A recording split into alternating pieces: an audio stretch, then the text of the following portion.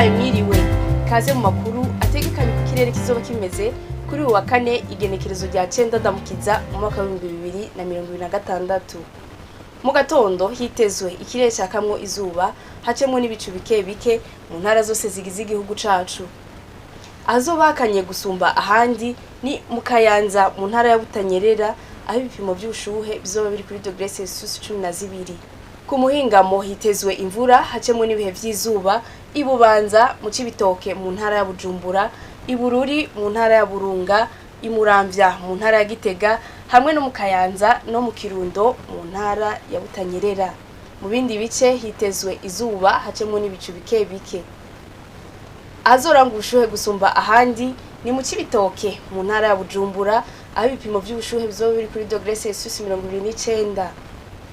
Ejo mu gatondo izuba rizoseruka igihe cy'isaha 12:03 rirenge ku mugoroba igihe cy'isaha 12:06.